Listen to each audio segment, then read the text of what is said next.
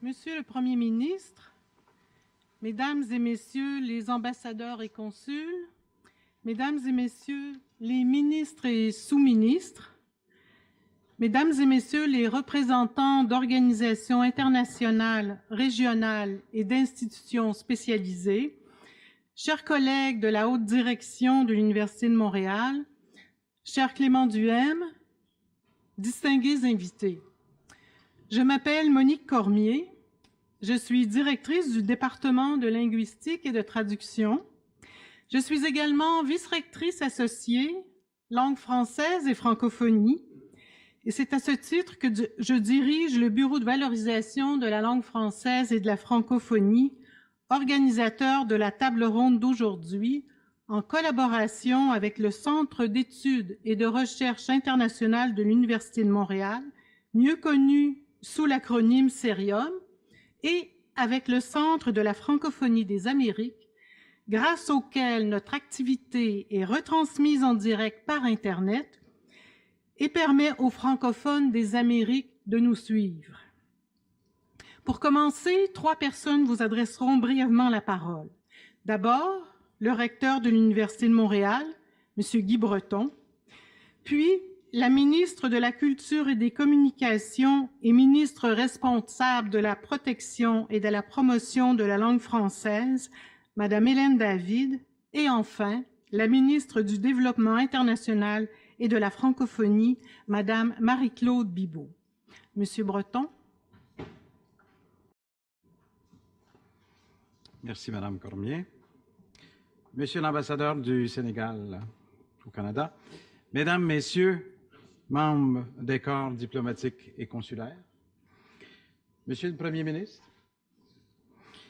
Madame la ministre du Développement international et de la francophonie du gouvernement fédéral canadien, Madame la ministre de la Culture, des Communications et ministre responsable de la protection et de la promotion de la langue française du gouvernement du Québec, Monsieur le directeur de l'Agence universitaire de francophonie, Monsieur le président de Partenariat international, Monsieur le président directeur général du Centre de la francophonie des Amériques, Monsieur Duhem, distingués invités, chers collègues, chers amis, amis et passionnés de la francophonie, bienvenue à l'Université de Montréal. Nous avons la chance d'assister aujourd'hui à une table ronde de prestige, de grand prestige. Elle est formée de personnalités qui sont ou ont été actives dans la plupart des hautes sphères politiques et qui maîtrisent parfaitement bien les enjeux actuels de la francophonie. Messieurs, nous sommes honorés de vous recevoir sur notre campus. Je dis souvent que pour un établissement international comme l'Université de Montréal, le français n'est pas un handicap. Bien loin de là, c'est plutôt une force. C'est ce qui nous distingue dans un environnement compétitif, et d'avoir un élément distinctif, c'est une force. Cela est aussi vrai pour le Québec dans son ensemble.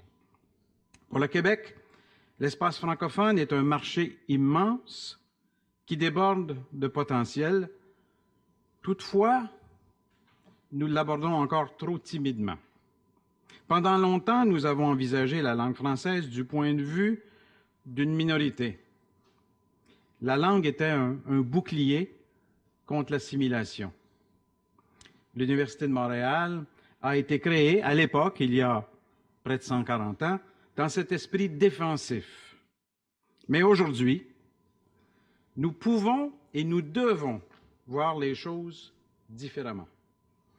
Nous faisons partie d'un espace linguistique et culturel qui regroupe une population 28 fois plus grande que celle du Québec.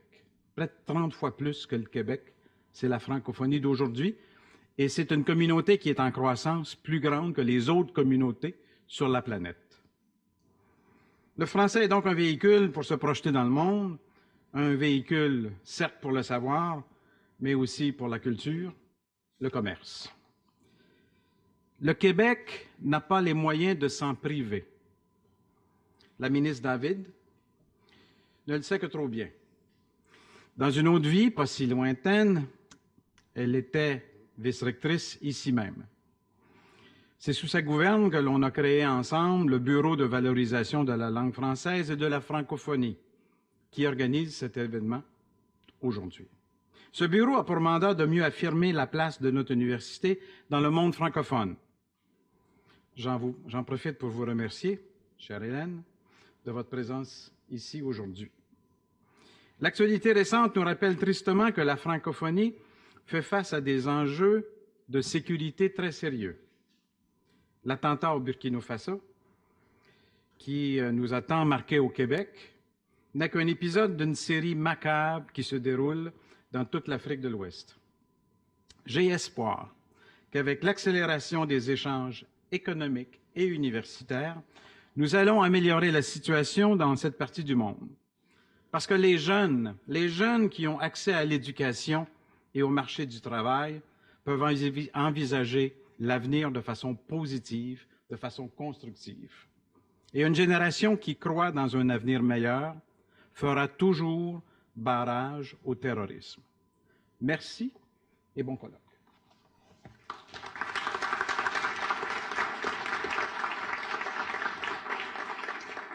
Merci, Monsieur le recteur. J'invite maintenant Madame la ministre Hélène David à nous adresser quelques mots.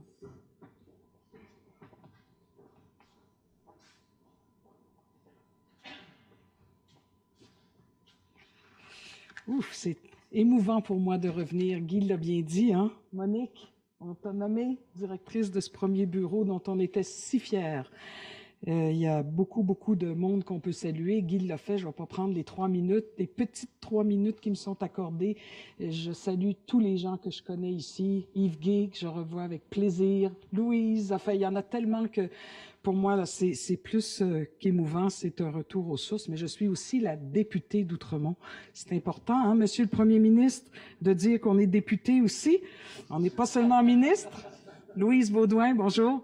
Alors, il y a vraiment beaucoup de monde ici que je connais et que j'aime d'amour et la passion pour l'international. Je l'ai dit tout à l'heure à Jean Charest, c'est de sa faute quand j'avais quitté une première fois l'université pour aller sous-ministre adjointe à l'enseignement supérieur. Et puis, j'avais eu la charge de la délégation éducation en Inde, imaginez-vous. Mais voyager avec Jean Charest, là, c'est la meilleure leçon d'internationalisation du Québec qu'on puisse avoir. C'est un extraordinaire magicien de l'international et j'ai eu ce privilège énorme pendant 10 jours de faire 3 villes avec une très grosse délégation à l'époque, quand c'était en 2009. Et puis après ça, je suis revenue ici, puis je suis repartie. Puis là, je vogue dans les cieux de la culture. Et ce que je veux vous dire, c'est que la culture, c'est aussi de l'international. La culture en francophonie, c'est extrêmement important. Et c'est évident qu'on va parler de francophonie économique et que je pourrais pas m'empêcher de dire, n'oubliez pas la culture, parce que dans les travaux que je vais amorcer bientôt de renouvellement de la politique culturelle, il y aura un important volet international pendant que nos artistes, nos créateurs, le transfert d'expertise qu'on peut donner, toute la question du numérique qui est extrêmement importante pour lequel le gouvernement investit 100 millions de dollars, mais tout ça, ça peut se transférer et on a une expertise au Québec, on a forcément une expertise en langue française aussi. Ce sont des volets très importants et le recteur Guy Breton le sait, on avait déjà une certaine passion pour l'Afrique en se disant comment peut-on être plus présent en enseignement supérieur dans ce continent qui se développe à vitesse grand V, où on a la langue en partage, on a des choses qu'on peut leur donner, ils ont des choses aussi qu'ils ont à partager avec nous. Il y aura, le gouvernement ouvrira une ambassade, pas une ambassade, excusez-moi, Madame la ministre, ouvrira une représentation. Oh, la gaffe diplomatique. Mais je suis pas la ministre des Relations internationales qui, au fait, vous salue et s'excuse de ne pas pouvoir être ici. Nous ouvrirons donc un bureau au Sénégal pour être sûr que le Québec puisse prendre toute la place qui lui revient. Nous sommes donc entre 2 sommets, le sommet de la francophonie qui a eu lieu évidemment à Dakar en 2014, celui de Madagascar qui a eu lieu, qui va avoir lieu en 2016. La question de la francophonie économique est très, très importante. Il faut être là, il faut vraiment être là dans tous les secteurs, évidemment les secteurs classiques, énergie, ressources naturelles et autres, mais aussi, je dirais, et là je mets mon chapeau évidemment de ministre de la Culture, en culture. Alors, je pense qu'il est très, très important donc d'écouter ce que nos panélistes de très, très haut niveau ont à dire. Et pour moi, c'est vraiment un immense plaisir, un retour au bercail et je suis toujours très, très près de vous. Alors, bravo pour cette initiative. Bravo Monique, bravo Guy et Guy. Bravo à tout le monde. Clément, c'est formidable, hein? Ça a pris forme. Et puis, je vous souhaite un très, très bon panel.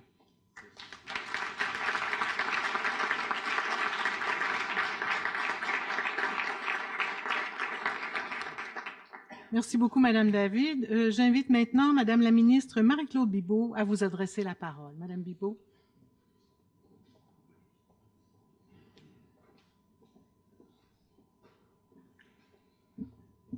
Madame la ministre, distingués invités, mesdames, messieurs, permettez-moi tout d'abord d'adresser des salutations toutes particulières à M. Charest, qui a été mon député, mon ministre, mon premier ministre pendant des années. Et c'est vraiment avec beaucoup de fierté, et je trouve que c'est un grand privilège de pouvoir, je le dis bien humblement, mais suivre vos traces en représentant la grande région de Sherbrooke et de l'Estrie. C'est de grandes chaussures à prendre, mais c'est avec beaucoup, beaucoup d'enthousiasme et je sais que je peux compter sur vos bons conseils et je vous en remercie. Alors, c'est effectivement avec beaucoup d'humilité que je me présente devant vous aujourd'hui. Ça fait seulement quelques mois, comme vous le savez, que j'ai le privilège d'être nommée comme ministre du Développement international et de la francophonie. Et je ne vous serai pas surprise si je vous dis que les gros dossiers qui m'ont occupé dès le début, ça a été le dossier de l'accueil des 25 000 réfugiés et maintenant toute la nouvelle stratégie du Canada dans le monde qui se veut une stratégie concertée avec le ministère de la Défense, les Affaires étrangères et le développement pour toute la question de résilience et je vais y revenir dans un instant d'ailleurs. Alors, c'est vraiment un privilège pour moi d'être ici avec vous, de pouvoir entendre ces grands ambassadeurs de la francophonie, les sages, de pouvoir vous entendre aujourd'hui et de prendre vraiment mon premier bain important là, au niveau de la francophonie. Alors, comme vous le savez, le gouvernement du Canada soutient de façon importante l'Organisation internationale de la francophonie. On participe de façon significative aussi à tout le projet pour aider les femmes et les jeunes à prendre leur place au niveau du développement économique et communautaire, à prendre leur place dans la région. Il y a eu le sommet de Dakar en 2014, où est-ce qu'effectivement le thème principal était l'économie, et bientôt le sommet de Madagascar, où vous allez parler entre autres de la stabilité dans le monde, où nous allons parler entre autres de la stabilité dans le monde. Et puis effectivement, ces thèmes-là viennent rejoindre beaucoup nos nouvelles orientations en termes de développement international. Et quand on parle de développement international, c'est sûr que de nombreux pays francophones sont touchés. Alors effectivement, une des orientations principales va être d'aider les pays, notamment les pays francophones, dont plusieurs là, font partie de nos pays partenaires. Alors de les aider au niveau de la gouvernance, au niveau de la promotion de l'état de droit et tout ça. Donc ça fait partie, on croit beaucoup dans l'accompagnement des communautés. En fait, il y a deux sujets qui viennent se croiser. Accompagner les communautés pour augmenter leur résilience et que ce soit autant... Parce que là, je chevauche, on parle de résilience dans deux domaines. On parle beaucoup des changements climatiques. C'est une orientation qui va être très, très importante pour nous. Alors, d'accompagner les communautés pour qu'elles puissent faire face à ces changements climatiques. Donc, le secteur de l'agriculture et le secteur de l'énergie seront deux priorités pour nous.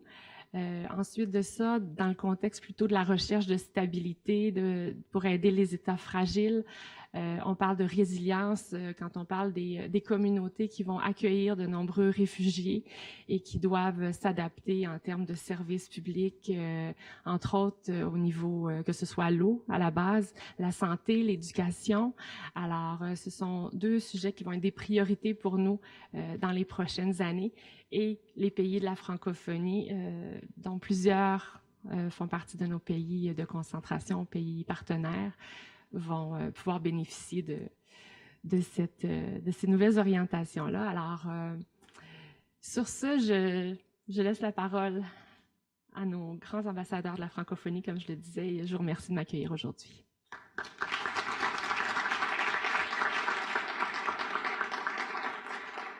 Merci beaucoup, Madame la Ministre. Alors, je vous indique brièvement le déroulement de notre activité.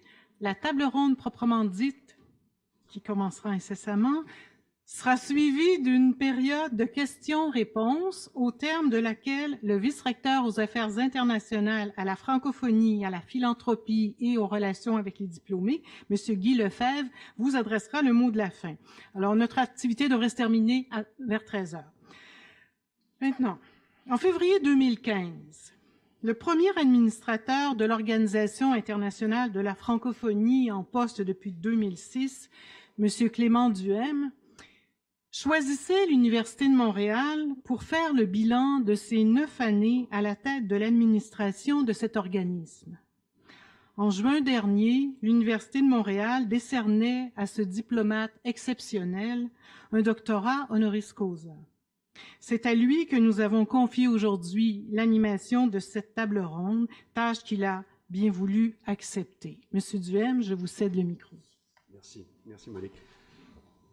Une tâche redoutable que d'animer une table ronde avec 3 personnalités de ce qu'elle est. Et je suis content parce que les 3 personnalités que nous avons aujourd'hui ont été des acteurs, pas des théoriciens de la francophonie, des acteurs de la francophonie. Ils le sont toujours d'ailleurs.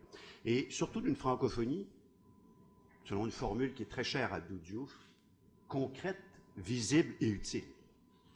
Jean Charest, avocat homme politique, vous avez été à 28 ans le plus jeune ministre fédéral chargé de la jeunesse.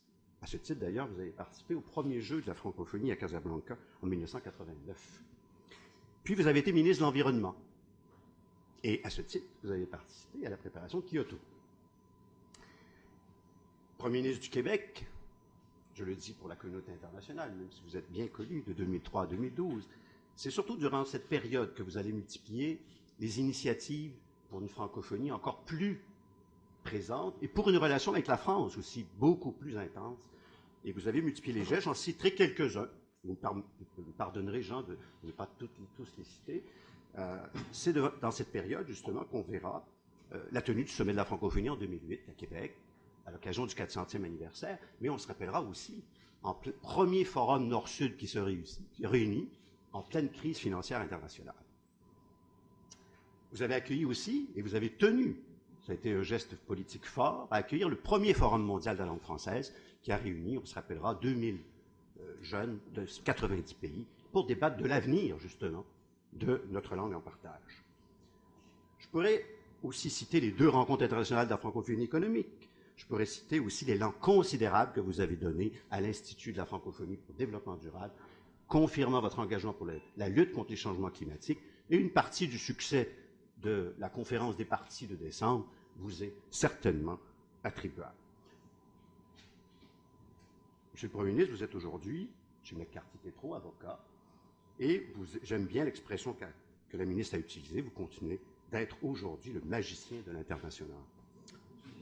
Jean-Louis Roy, historien et diplomate, militant des droits de la personne, vous avez été directeur du Devoir de 80 à 86, délégué général du Québec en France. Vous avez été, avec Lucien Bouchard, l'artisan des premiers sommets. Secrétaire général de l'Agence intergouvernementale de la francophonie, devenu depuis l'Organisation internationale de la francophonie, et bien de 90 à 98, vous allez donner sa première dimension politique à la francophonie, en introduisant la question des droits de la personne, de la gouvernance démocratique, du respect de l'état de droit. Et vous allez ouvrir l'organisation de façon sans précédent sur l'international, puisque c'est sous votre mandat que s'ouvriront des représentations de la francophonie à New York, à Bruxelles, à Genève, à Addis Abeba, et le premier bureau en Asie. Vous êtes donc l'artisan Jean-Louis, d'une francophonie de concertation et de terrain. Et on vous doit d'ailleurs la première conférence à Montréal sur l'avenir des inforoutes. À l'époque, on l'appelait Inforoute en 1997. Auteur d'essais de romans de poésie, vous m'avez d'ailleurs appris l'importance de la poésie. Vous avez été le premier président du conseil d'administration du Centre de la francophonie des Amériques et vous êtes aujourd'hui président du Partenariat international et de l'Observatoire mondial des droits de l'homme. Ousmane Paye, économiste et diplomate sénégalais, après avoir été 12 ans diplomate en Allemagne et en Autriche, vous deviendrez le plus fidèle des collaborateurs d'Abdou Diouf. Vous serez son ministre de la Jeunesse et des Sports, puis son Sherpa pour la francophonie. Vous accompagnerez le président Diouf après son départ exemplaire de la présidence de la République sénégalaise. Après son élection comme secrétaire général de la francophonie en 2002, vous devenez son conseiller spécial pour les affaires politiques et diplomatiques. À ce titre, vous coordonnerez la préparation et l'organisation des sommets de chefs d'État et de gouvernement de 2002 à 2014. Vous effectuerez de nombreuses missions délicates comme médiateur pour le secrétaire général de la francophonie et vous renforcerez grandement la présence de l'OIF aux Nations unies et à l'Union africaine. Vous êtes aujourd'hui ambassadeur du Sénégal au Canada. Mesdames, Messieurs, nous allons tout de suite commencer la table ronde en rappelant cette question. Une langue doit générer de la valeur, être attractive pour être choisie et utilisée. Existe-t-il un espace économique francophone? La langue, notre langue, a-t-elle un poids économique ou les langues ont-elles des poids économiques? La francophonie économique est-elle aujourd'hui une utopie ou une réalité en développement? C'est la question que nos ambassadeurs de la francophonie vont répondre. Donc, je commencerai, si vous en êtes d'accord. Nous avons convenu que M. Jean-Louis Roy va... Et donc, je serai le modérateur, donc 10 minutes d'intervention pour chacun des intervenants, et ensuite nous ouvrirons aux questions à la salle et à l'extérieur, évidemment, puisque nous sommes, comme vous l'avez dit, Madame Cormier, chère Monique, nous sommes en lien donc par les réseaux, et nous sommes aussi, donc, nous avons des questions qui ont été préenregistrées par le Centre de la francophonie des Amériques. Monsieur, cher Jean-Louis. Monsieur Duhem, si je fais votre éloge, allez-vous me donner 2-3 minutes additionnelles? Je voudrais vous saluer tous et emprunter à nos amis africains une formule qui permet de saluer tout le monde et d'oublier personne. Je vous salue tous selon votre titre et votre rang. À l'exception, Monsieur le Premier ministre, de vous, quand même, de Mesdames les ministres qui sont avec nous. Et je dirais un mot des sages, puisqu'on nous a qualifiés de sages, qui sont à cette table. Je ne dirai rien à mon sujet. Je dirais un mot de Clément Duhem, dont la compétence, dont l'excellence est inversement proportionnelle à sa modestie. Il a été un immense architecte de la communauté francophone depuis 1986 jusqu'à demain et après-demain encore. Monsieur le Premier ministre, je suis toujours très heureux de vous voir, j'ai beaucoup d'affection pour vous, mais je suis toujours aussi très inquiet quand je suis sur le même panel que vous. Je vais vous dire pourquoi. Je me trouve un jour au Tchad, de 45 degrés, dans un marché public, il y a quelqu'un qui me met la main sur l'épaule et qui me dit « Vous êtes Canadien ?» Je dis « Oui. » « Connaissez-vous Jean Charest ?» La dernière des questions que je pensais me faire poser. Je dis « Oui, oui, je le connais. Qu'est-ce qu'il devient ?» Je ne me rappelle plus trop ce que vous faisiez à ce moment-là, à l'international quelque part. Il me dit « Tu sais, ce gars, il m'a raconté le sommet de Rio, où je n'étais pas, et depuis ce temps-là, tout le monde pense que j'y étais quand j'en parle. » Alors, il faut se méfier un peu. Ousmane Paye, lui, il est le sage de cette table, excusez-moi, M. Charest, parce qu'il est sénégalais. Les Sénégalais ont une espèce d'antériorité ontologique. J'ai étudié 7 ans la philosophie dans cette université. Donc, ils ont une espèce d'antériorité ontologique sur la francophonie. Il est l'ambassadeur du pays de Senghor et l'ambassadeur du pays d'Abdou Diouf. Alors, francophonie, mythe économique, mythe ou réalité? Je crois qu'il y a toujours eu, au fond du projet francophone depuis les années 60, quand on en parlait comme d'une éventualité, où il y avait diverses hypothèses qui étaient sur la table, on en parlait toujours en référence à cette époque, nos amis africains notamment, avec le Commonwealth. Ils souhaitaient disposer d'une tribune, là où leurs collègues anglophones africains, chefs d'État et de gouvernement, pouvaient se réunir. Eux n'avaient pas cette tribune. Comment organiser ça avec la France? Comment organiser ça avec les pays francophones? Et il y avait, dans le discours du temps, l'idée que cette tribune permettrait des échanges, notamment économiques. Et puis, la francophonie s'est installée dans les années, fin des années 60, 70, et elle a tout de suite retenu, pour se définir publiquement, le terme de coopération technique. Coopération technique, on a quand même le sentiment qu'on se rapproche quelque part du développement, qu'on se rapproche quelque part de la grande logique qui prévalait à l'époque de l'aide publique au développement et de la relation nord-sud. Et puis, elle a fait, durant cette période qui va de 70 à 86, la francophonie a soutenu des formations techniques et professionnelles. Elle a soutenu des rencontres intéressantes, importantes, notamment en matière agricole et dans d'autres domaines aussi. Et puis des initiatives un peu plus audacieuses. Elle s'est dotée d'un programme spécial de développement dont l'un des éléments importants était le soutien à la création d'entreprises par les jeunes. Et elle a créé l'École internationale de Bordeaux, qui a accueilli 10 000 stagiaires africains. Je dirais 60% des stages étaient de nature technique ou de nature économique, notamment dans le contexte de la dévaluation du franc CFA et dans le contexte de l'ajustement structurel au début des années 90. Il y a donc une première phase que je résume en 75 secondes, qui est suivie par ce second temps de la francophonie qui commence en 86 avec la convocation du premier sommet francophone par le président François Mitterrand en février 1986, où, je dirais, dans ce premier sommet, on se demande un peu si on tiendra un deuxième sommet. La vertu du premier sommet, c'est d'avoir tiré la conclusion que ça valait la peine de continuer l'expérience. Mais au deuxième sommet, j'étais le Sherpa du Premier ministre, M. Bourassa, qui était en lien avec le président Houphouët-Boigny et qui se demandait comment on va faire pour concrétiser un peu cette entreprise nouvelle, internationale, etc. Qu'est-ce qu'on va faire pour la concrétiser? M. Bourassa m'avait dit, j'étais son représentant de l'Église du Québec à Paris, parle de ça avec Jacques Delors. Je vais appeler Delors, vous connaissez bien, et puis parler de ça ensemble, et puis vous verrez. Rapportez-nous quelque chose. Alors, je vois Jacques Delors à quelques reprises, et vous ne serez pas surpris, compte tenu de qui était le Premier ministre du Québec, compte tenu de la conjoncture économique de l'époque, économique internationale de l'époque, compte tenu des besoins aussi du continent africain, que j'ai rapporté au Premier ministre que la France, à travers Delors, que un certain nombre de pays aussi africains, allaient soutenir une initiative forte dans le secteur de l'énergie.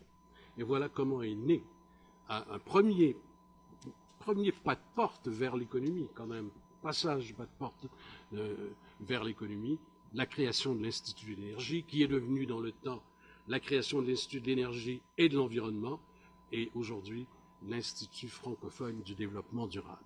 Cet institut, j'ai vu pendant longtemps, de l'extérieur et de l'intérieur, fonctionner la francophonie.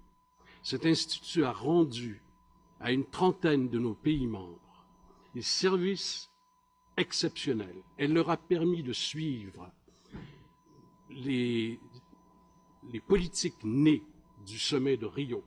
Elle a permis aux Africains de se battre pour obtenir une convention sur la désertification qui n'était pas prévue. Elle a permis aux États africains, notamment, et à nous, d'apprendre aussi d'eux. Elle a permis de bénéficier des fonds internationaux en matière de politique nationale de l'énergie, politique nationale de l'environnement.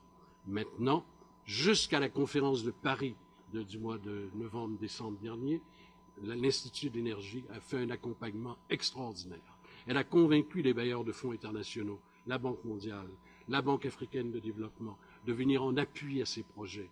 Et on m'a dit à vérifier, peut-être des gens ici de l'Institut, que aujourd'hui, le budget de l'Institut, en tout cas dans les années précédentes, qui venait de la francophonie, et le budget qui venait des grands groupes internationaux financiers était à peu près à niveau. Première intervention des sommets. Je voudrais dire aussi que les sommets, à l'ordre du jour des sommets, de tous les sommets, il y a 3 questions. L'économie internationale, la politique internationale et la coopération. Il y a quand même un tiers de la préoccupation de préparation du sommet, débat à l'occasion du sommet et suivi des sommets, qui est dans cet ordre du jour qui privilégie la francophonie internationale. Je voudrais dire aussi que, au-delà de cette création de l'Institut, auquel je vais revenir, donnez-moi les 3 minutes que j'ai réclamées, c'est la faiblesse du sommet de Dakar de ne pas avoir créé un opérateur pour le volet économique international. C'est sa grande faiblesse. On a la preuve par l'Institut de l'énergie de Québec, la preuve par l'AUF aussi, et par d'autres opérateurs, que s'il n'y a pas d'opérateur, il y a des intentions générales. Il y a des intentions politiques générales avec bien peu de chances d'un suivi réel. Je voudrais rappeler d'autres éléments du rapprochement de la francophonie à la dimension économique du développement. Je crois qu'en matière, ça vous fera plaisir, Madame David, mine de rien, la francophonie a mis le pied dans la culture et économie. Un immense chantier reste à défricher. J'espère que vous, avec vos collègues français, marocains, sénégalais, mauriciens et tous les autres, vous le ferez. Mais on a quand même créé TV5, où il y a eu un investissement, où il y a eu... Bon, le signal est capté dans 200 pays aujourd'hui, ce n'est pas rien. Deuxièmement, on a créé le plus grand programme de soutien à l'audiovisuel du Sud. Et quand on allait au Festival international du cinéma à Ouagadougou, un film sur 2 avait été financé par la francophonie. C'est aussi de l'économie. On a créé le MASSA, le marché des arts et du spectacle africain, dont la 8e édition va débuter dans 10 jours, qui est un marché pour arrêter de faire croire à nos amis africains qu'on s'intéressait à leur culture en les faisant venir le plus court temps possible, sans cachet, avec les billets d'avion qui coûtent les moins chers possible pour pouvoir dire l'Afrique était présente. On a mis fin à ça en francophonie, et on a créé un marché comme les Suisses ont, comme les Français ont, comme nous avons ici, etc., etc.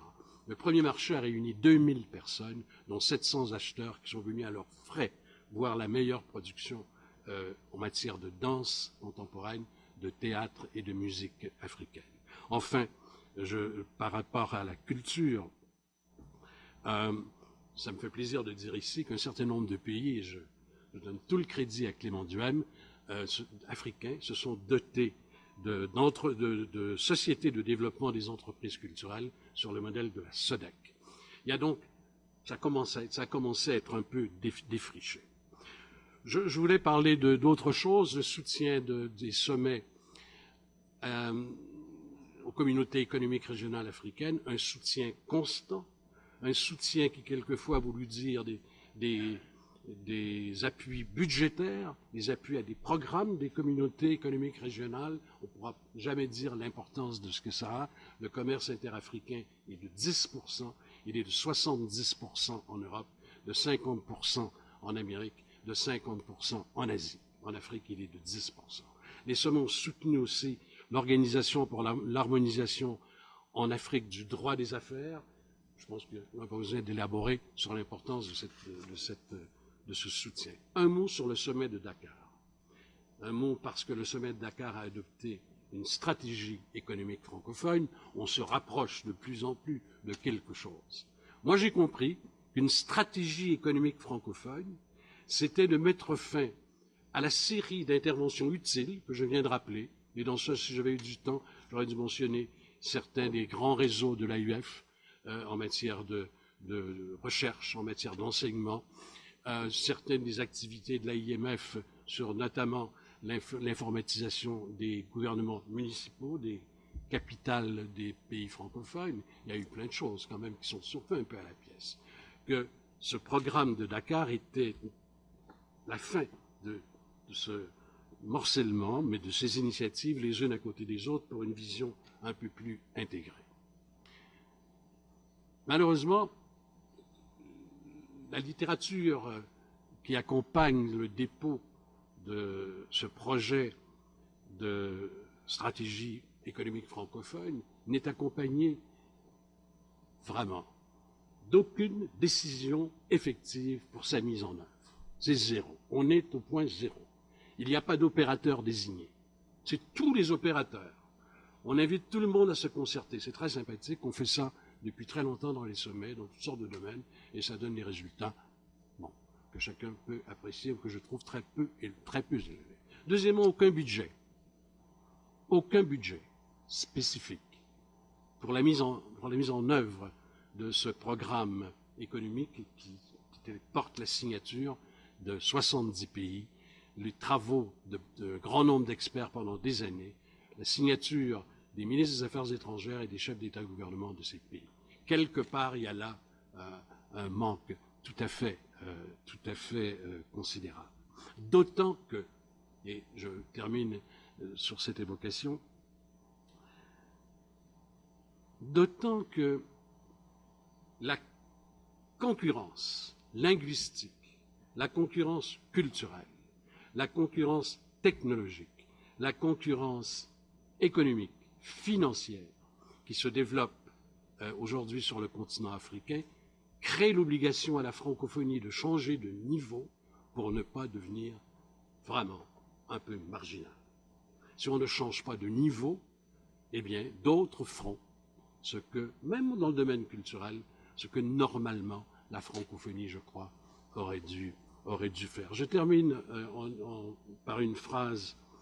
Le sommet, l'une des deux ministres a parlé des 2 sommets. Le sommet de Madagascar, dans 10 mois, donne l'occasion de compléter le travail de Dakar en matière de stratégie francophone, économique francophone. Créer un opérateur, absolument. Créer un budget, ne serait-ce que seed money, pour parler un français international, comme si on était à Paris, quoi. Seed money, pour que quelque chose puisse se mettre en place. Autrement, comme je dis, les choses se feront sur le continent par d'autres. Enfin, Madame la Ministre, vous allez siéger à la table des sommets. Permettez-moi de m'adresser à vous et à travers vous au gouvernement du Canada, à vous, Madame David, au gouvernement du Québec. Il y a 20 ans, est posée la question de la circulation des hommes d'affaires, des financiers, des administrateurs privés et publics et des étudiants dans l'espace francophone. Le sommet de Dakar, dans sa stratégie économique, fait de cette question l'une des 4 questions qui doit être réglée. Je vous le dis comme je le ressens et je circule sans arrêt dans les universités africaines notamment. Cette question rebondit partout. Elle rebondit massivement. Il ne s'agit pas d'ouvrir les portes à n'importe qui, n'importe quand, n'importe comment. On doit faire la preuve à nos amis et les plus jeunes générations auxquelles le sommet de Dakar s'adresse en particulier, qu'on peut circuler dans l'espace francophone. Il n'y a pas de francophonie si les étudiants, les représentants des milieux d'affaires, etc., ne peuvent pas circuler au moins aussi facilement qu'aux Indes, aux États-Unis, en Asie, en Amérique latine, etc. Il y a un très grave problème qui est relié à l'économie et qui doit être, à mon avis, dans les toutes prochaines rencontres de haut niveau, abordé correctement. Et là aussi, j'avais une grande déception de voir le sommet de Dakar mettre ça sur la table. Formidable. Mais dire on doit le faire, mais qui va le faire? Comment ça doit se faire? Dans le passé, les meilleurs juristes africains, européens et nord-américains, canadiens, québécois, ont travaillé cette question pendant 1 an et demi, à cause de Schengen, à cause, etc., etc. On avait des voies, il y a des pistes qui existent, il y a des possibilités qui sont ouvertes. La France a fait des ouvertures pour les milieux d'affaires notamment. Il faut reprendre cette question, qui est très importante et qui est très directement liée à la francophonie économique. Merci. Merci Jean-Louis. Je vais donner la parole donc à Monsieur le Premier ministre. Charest. Ousmane. D'accord. Très bien. D'accord. Très bien. Donc, Ousmane. Monsieur l'ambassadeur. Merci beaucoup. Bonne convenance. En tout cas, je crois qu'il est correct que Monsieur le Premier ministre, notre ami à nous tous, soit le clôturant des présentateurs réunis ici. Je commence par dire d'abord que je suis vraiment très honoré d'être invité à cette concertation, à ce forum sur la francophonie et plus précisément la francophonie économique. Merci beaucoup, Madame la Ministre, d'être là parce que nous sommes des familiers d'Ottawa et dans le milieu diplomatique, je lui en parlais tout le temps. Aux côtés, elle est de Monsieur le Président des ambassadeurs francophones d'Ottawa. Merci aussi de faire votre connaissance, Madame David, en tout cas en cette occasion. Mais je suis d'autant plus honoré que je partage cette table avec d'éminentes personnalités dont la contribution à l'édification de l'institutionnel francophone a été absolument essentielle. Je commence par Monsieur le Premier ministre, l'honorable Jean Charest, Premier ministre du Québec. Sa direction éclairée mais dynamique et très engagée à l'image de son gouvernement ont énormément contribué à l'essor de la francophonie sur le plan international. J'en viens à mon frère, je l'appelle frérot, Monsieur Clément Duhem. L'anecdote d'ailleurs, en venant ici, je parlais avec le président Diouf, parce que là je vais m'acquitter d'une obligation. Je disais que je partageais un panel aujourd'hui avec le Premier ministre Jean Charest, avec Jean Luroy et avec mon frérot Clément Duhem. Il m'a crié de sa haute voix, saluez-les, mais saluez-moi toute la salle. Donc je m'acquitte de cette obligation. Clément, le frérot, parce que j'ai dit nous étions les deux fils jumeaux du président Abdou Diouf pendant ces 10 dernières années. La réforme deuxième qu'il a impulsée, il nous l'a mis entre les mains, chacun selon son niveau de responsabilité, pour aller jusqu'au bout de la francophonie OIF que nous vivons à l'heure actuelle.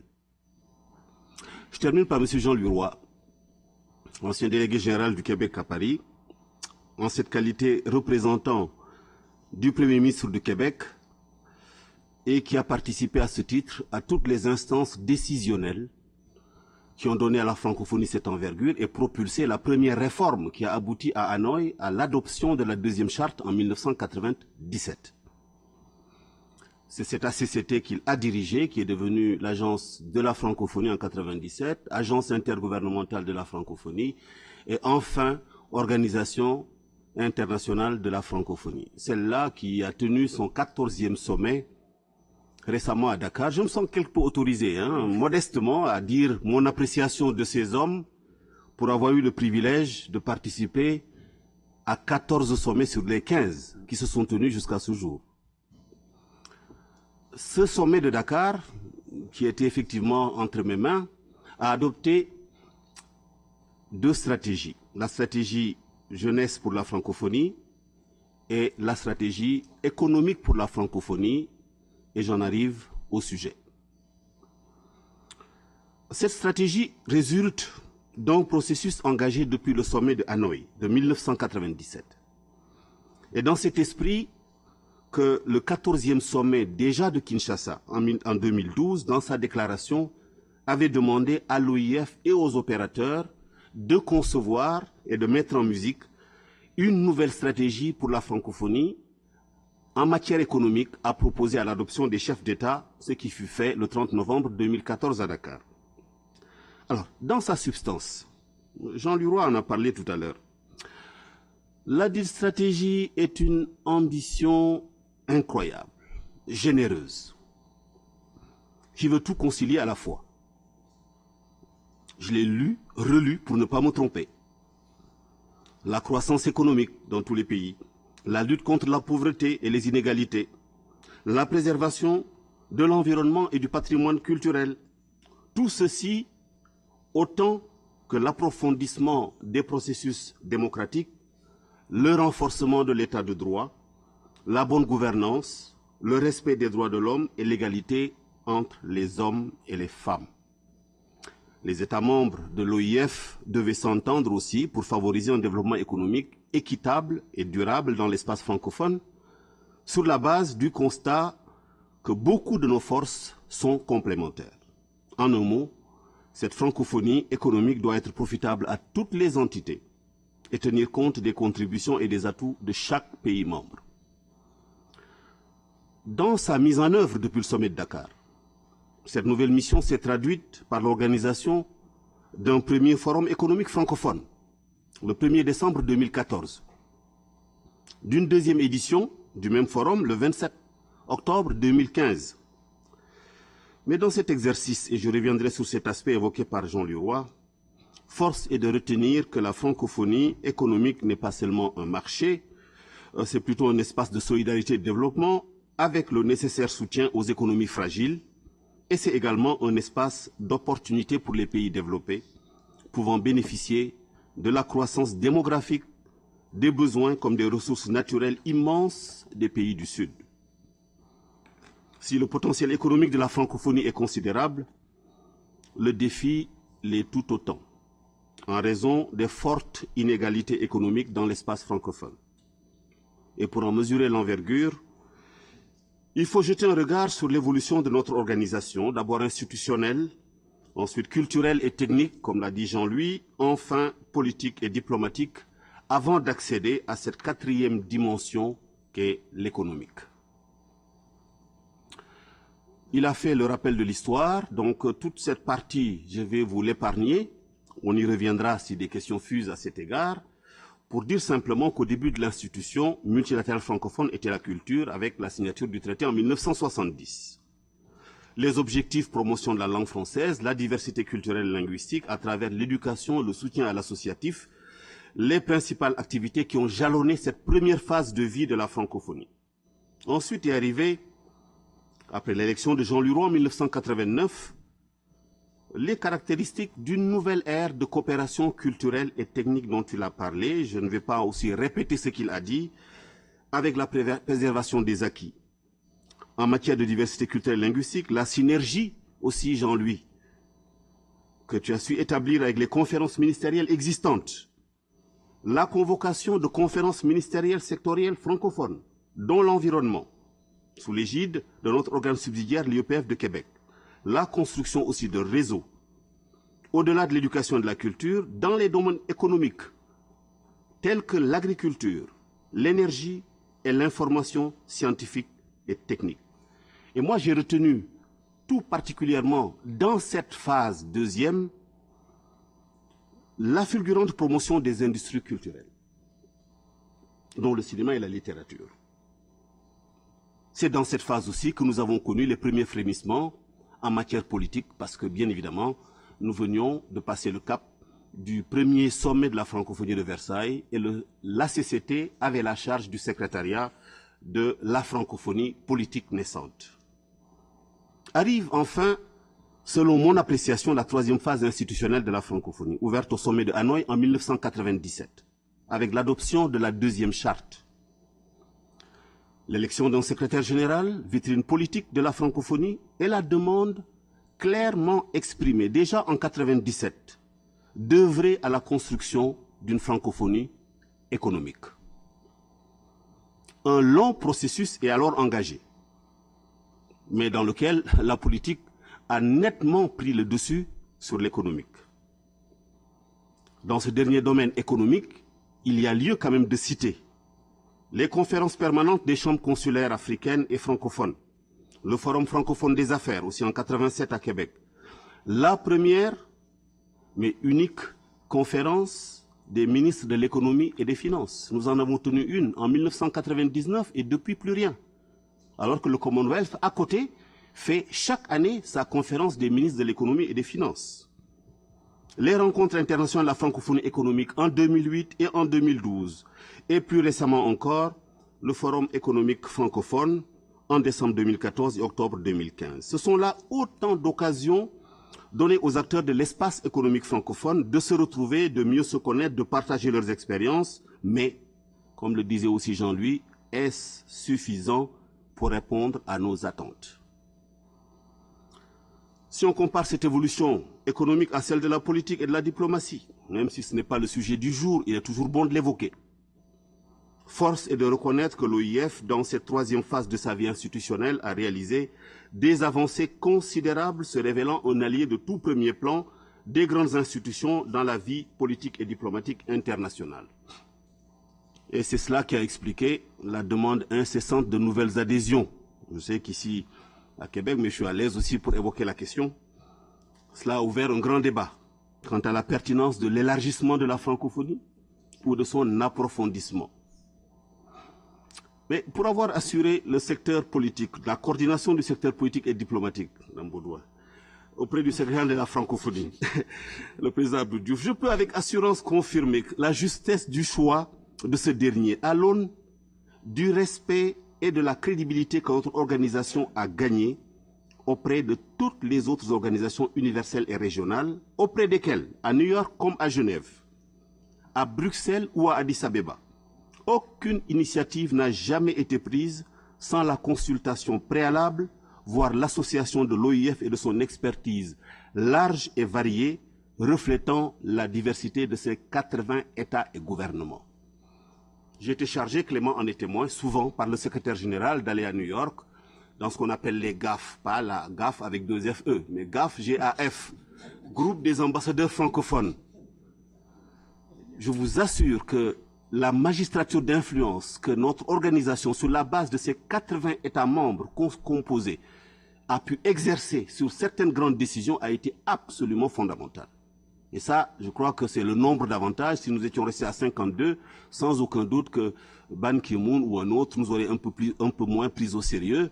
On nous a arrogé des places, avec même une concertation ministérielle à la veille de chaque assemblée générale, aussi bien à l'ONU qu'à l'Union africaine, mais qui nous permet surtout de faire avancer les points de vue de tous les États membres de la francophonie sur la base des concertations que nous avions dans les commissions politiques.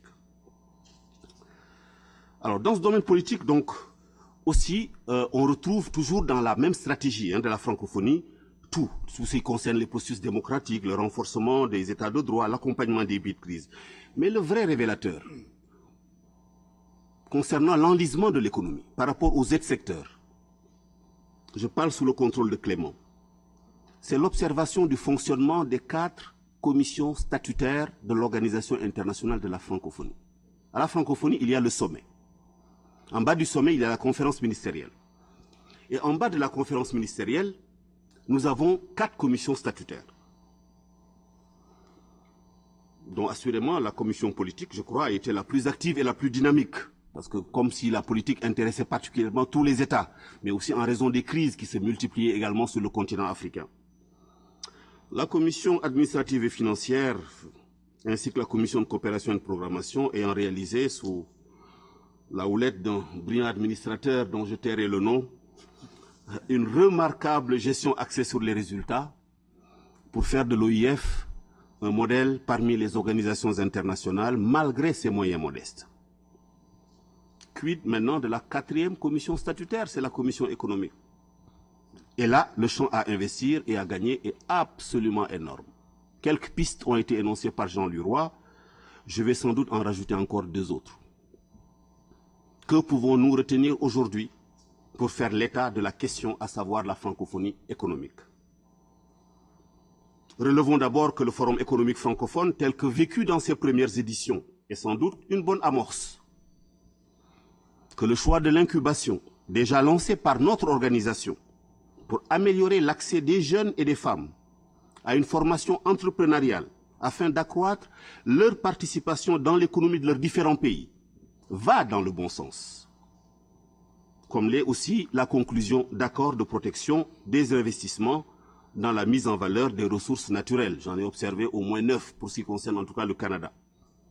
Rappelons d'ailleurs que l'OIF, Jean-Louis, sous ton contrôle, a toujours aidé les États membres à se mobiliser, se concerter et s'organiser en vue de leur participation et du renforcement de leur influence dans les espaces internationaux de négociation et de régulation. Comme aussi l'OIF a toujours veillé, autant que ses moyens le permettaient, à la traduction, à l'édition et à la diffusion des accords, des conventions et des documents de travail en français, comme l'illustre la qualité inédite de notre coopération avec l'organisation olympique et le CIO.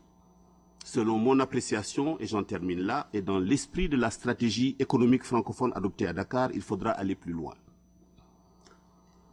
Pour renforcer le soutien de la francophonie aux communautés économiques régionales, c'est un vaste sujet que je ne peux pas développer.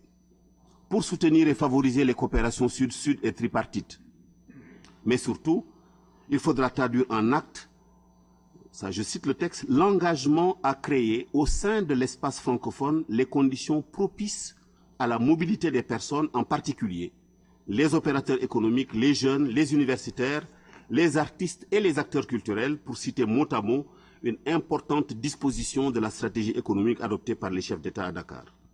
Et ce rappel vaut bien évidemment recommandation pour la commission économique du CPF, qui a la charge du suivi de la mise en œuvre de la stratégie économique de la francophonie et veiller dans les modes d'intervention prévus, au-delà de la simple mobilisation des acteurs tels qu'on l'a fait dans les forums, ou la coopération entre les États membres tels qu'on le décide dans les instances, en insistant sur l'influence et le plaidoyer pour profiter pleinement des atouts non négligeable d'une francophonie de 80 États et gouvernements membres, avec près d'1 milliard d'habitants sur les 5 continents, avec tous les niveaux de développement, étant entendu que j'adhère totalement aux propositions concrètes faites tantôt par Jean-Louis Roy concernant les décisions attendues, n'est-ce pas, monsieur l'ambassadeur, au prochain sommet, 16e sommet à Madagascar. Je vous remercie. Merci.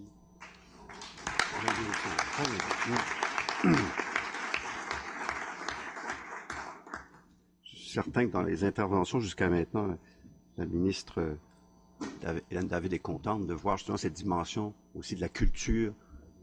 J'espère qu'un jour on n'aura plus besoin de dire que c'est aussi de l'économie, que la culture aussi peut faire vivre les créateurs. Monsieur le Premier ministre. Merci. Merci beaucoup, Clément. Je veux saluer également Jean-Louis et Ousmane, vous saluer et vous devinez que je ne vais pas me priver de l'occasion de retourner quelques compliments. Et je veux vous rassurer, on s'est fait beaucoup plaisir ce matin en se reconnaissant les uns les autres. Mais je vais vous faire une confidence. Ce matin, moi, avant de me déplacer vers l'Université de Montréal, je parlais à mon épouse qui est en déplacement. Je lui ai raconté un peu ma journée et je lui ai dit, ben, qui va être là? Ben, c'est Clément qui l'organise. Ah, ben, il faut l'embrasser. Puis Ousmane, Ousmane va être là. Jean-Louis Roy, et Hélène David. Et, bon, tout ça pour vous dire, pour vous faire un aveu. Il est vrai qu'on a beaucoup travaillé pour la francophonie, on a beaucoup œuvré, on a fait beaucoup d'efforts. Mais c'était très agréable. Ça a été pour nous et pour moi en particulier une source de bonheur. Et je disais à Mme la ministre Bibeau, qui, comme on dit en québécois, est flambant neuve, ce matin, dans ses responsabilités, parce qu'elle a plusieurs responsabilités, vous êtes chanceuse, vous avez la responsabilité de la francophonie. Et quand on est ou ministre ou premier ministre, vous savez, il y a des jours où on regarde notre agenda, puis il y a des rendez-vous à l'horaire, on se dit, bon, ben, il y a la période de questions. Puis là, il va y avoir Louise Baudouin qui va me poser des questions. Ça sera pas facile. Puis là, il y a un rendez-vous avec un événement qui tourne autour de la francophonie. Puis là, on se dit, là, ça va être une bonne journée. Une journée agréable. Alors, ça a été, sincèrement, ça a été une source de bonheur. Alors, monsieur le recteur, je veux vous féliciter parce que vous êtes précurseur. À mon avis, vous êtes la première institution universitaire à accorder une place et à nommer la langue française, à nommer la francophonie et à donner des rôles et attribuer des responsabilités, ce que vous avez fait avec Mme David et avec M. Lefebvre. Et je vous en félicite parce qu'elle a un exemple à suivre. Je veux également reconnaître Hélène, avec qui j'ai eu le plaisir de travailler. Et hier, nous étions très heureux de constater que M. le Premier ministre Couillard a eu la sagesse de vous garder dans vos responsabilités. Et c'est une très bonne idée. Et Mme Bibeau, que je connais un peu, qui arrive, ben là, vous êtes chanceuse, vous avez gagné la loterie, vous, au Conseil des ministres. Vous ne saviez peut-être pas, mais on vous l'annonce. Et je veux reconnaître Louise Baudouin, à qui j'ai fait référence il y a une seconde, parce que Louise est une de celles qui a beaucoup contribué à créer, à maintenir et à aimer la francophonie. Elle a fait une contribution absolument exceptionnelle que j'ai jamais reconnue suffisamment quand j'étais premier ministre du Québec, par excès de partisanerie, mais que je reconnais aujourd'hui, Louise. Alors, ça me pardonne pas pour mes excès de partisanerie, mais au moins, ça me permet de mieux dormir. Alors, vous avez devant vous, il faut apprécier l'occasion. Vous, chez les personnes qui ont pris la parole avant, les gens qui ont été pas uniquement des acteurs importants, mais des créateurs des institutions de la francophonie. Et ça, il y en a une seule génération qui crée les institutions, ils sont ici. Et je dois vous dire, vous avez été pour Clément, Ousmane et Jean-Louis, ils ont été pour moi des mentors, de temps en temps des Sherpas et des guides. Je savais pas que vous étiez frères jumeaux, ça.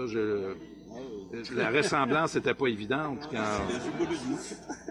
Mais ça m'a rappelé que lorsque j'avais des rencontres avec Abdou Diouf, ils étaient ensemble et la complicité qu'ils avaient et le plaisir que nous avions de travailler ensemble. Alors c'est avec beaucoup de joie que je suis avec vous aujourd'hui, évidemment. Et je voulais, moi, faire une contribution pour amener ça à un autre niveau, du point de vue de celui qui a été un élu, qui a travaillé avec les sages, avec ceux qui ont été les guides, qui nous ont conseillés, et vous donner une perspective d'avenir, parce qu'on sent dans le propos d'aujourd'hui, le thème, qu'il y a une volonté dans la francophonie d'aller plus loin vers l'espace économique, sans trop savoir comment s'y prendre. Et on l'a vu, je pense qu'on l'a senti au sommet de Dakar. Les gens abordent le sujet, ils savent qu'il y a un chantier, mais on ne sait pas trop par quel bout prendre la relation économique et comment la concrétiser, la rendre concrète. Alors, ce que je voulais faire dans le temps qui m'est alloué, c'est revenir d'abord sur certaines réalités en rappelant une règle très importante que nous avons appris au Québec sur la langue. Il y a un avenir pour une langue dans la mesure où elle est économiquement pertinente. Une langue qui n'a pas de pertinence sur le plan économique ou qui n'a pas d'emprise économique est une langue qui est menacée. Et au Québec, ça fait partie de notre histoire. Ça vaut la peine de le rappeler. Il y a eu comme un moment où on a réalisé, nous, que si on voulait que notre langue, notre culture puisse avoir un avenir, il fallait lui donner une réalité, il fallait avoir une emprise sur l'économie. Alors la langue française au Québec est devenue la langue de l'économie. Et la même règle, je pense, doit s'appliquer pour la francophonie. Première chose. La deuxième chose que je voulais rappeler, c'est que la francophonie, c'est un forum nord-sud. Alors, peut-être que c'est évident, on pourrait ne pas le dire parce que c'est une évidence, mais c'est un des seuls forums nord-sud dans le monde. Il y a le Commonwealth, il y a la francophonie, mais il n'existe pas beaucoup de forums nord-sud. Et un forum nord-sud a ses règles. Par exemple, au moment où on crée les Jeux de la francophonie, il y a une décision d'alternance entre le Nord et le Sud. Quand on crée les Jeux de la francophonie, il y a une décision très délibérée de faire des Jeux qui sont à échelle humaine, qui seront d'une certaine taille, qui respectent la composition de notre institution, qui met l'accent sur l'essentiel et non pas des Jeux ostentatoires, comme on a vu pour les Jeux, par exemple, les Jeux olympiques.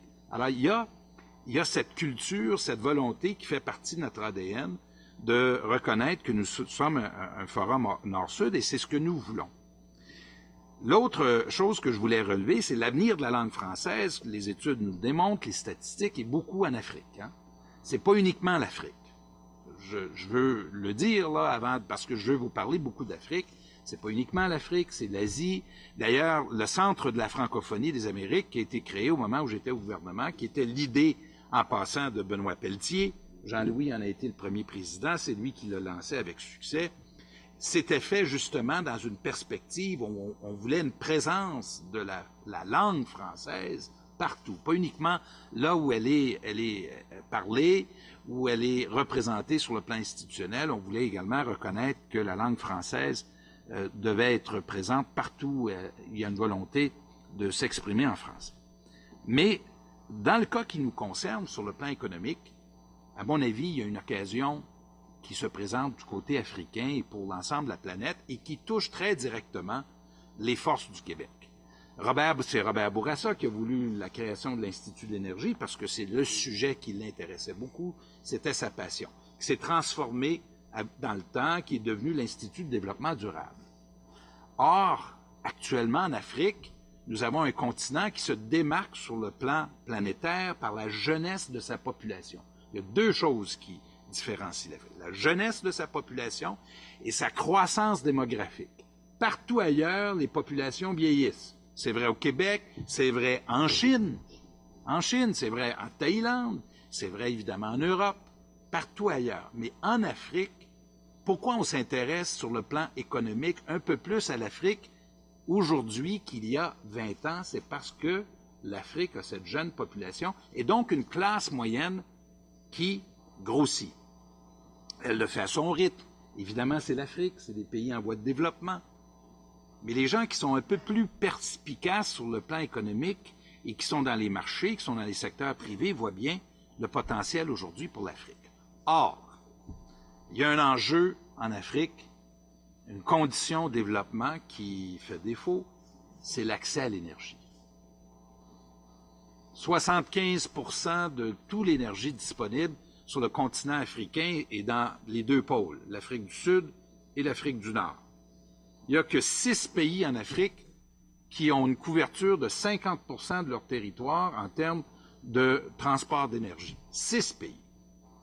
Et c'est Julie Payette qui disait ça, l'astronaute canadienne, lorsqu'elle, vous l'avez peut-être entendu, Jean-Louis, elle disait lorsqu'elle a fait son voyage dans l'espace, lorsqu'il passait par-dessus le continent africain, il y avait un trou noir dans le milieu parce que sur 1 milliard d'habitants, il y a 600 millions de personnes qui n'ont pas accès à l'énergie. Or, une des conditions au développement, c'est l'accès à l'énergie. Nous venons de faire le COP 21, où on parle beaucoup de réduction de gaz à effet de serre, d'énergie, et à mon avis, il se présente une occasion pour la francophonie, les institutions de la francophonie, de jouer un rôle très important dans le déploiement, justement, des ressources que nous devons mettre à contribution dans les pays africains avec les secteurs privés pour développer des ressources énergétiques. C'est vrai, Monsieur l'ambassadeur, je le sais, pour Madagascar. C'est vrai pour tous les pays. Et pour les Québécois et les Canadiens, c'est une occasion unique. Et là, je parle d'expérience, d'autant plus qu'au moment où je deviens premier ministre du Québec, en 2003, il existe Hydro-Québec International. Alors, on a eu la bonne idée d'abolir ça, nous autres. Et à l'époque, tout ça se justifiait, et en passant, on a fait un profit de 800 millions de dollars en argent comptant qu'on a mis sur le budget. C'était une décision du gouvernement précédent, mais on a pris tout le crédit. Et on a mis ça sur les comptes pour équilibrer le budget. On a aboli Hydro-Québec International pour de bonnes raisons. À l'époque, je pense que si la décision était à faire, on aurait probablement pris la même décision. Or, je sais, Madame la ministre David, qu'aujourd'hui, cette idée circule à nouveau de reprendre et de recréer Hydro-Québec International, qui a une marque de commerce reconnue partout. On me dit, Ousmane, qu'ils ont eu un bureau à Dakar et que les gens en gardent un très bon souvenir.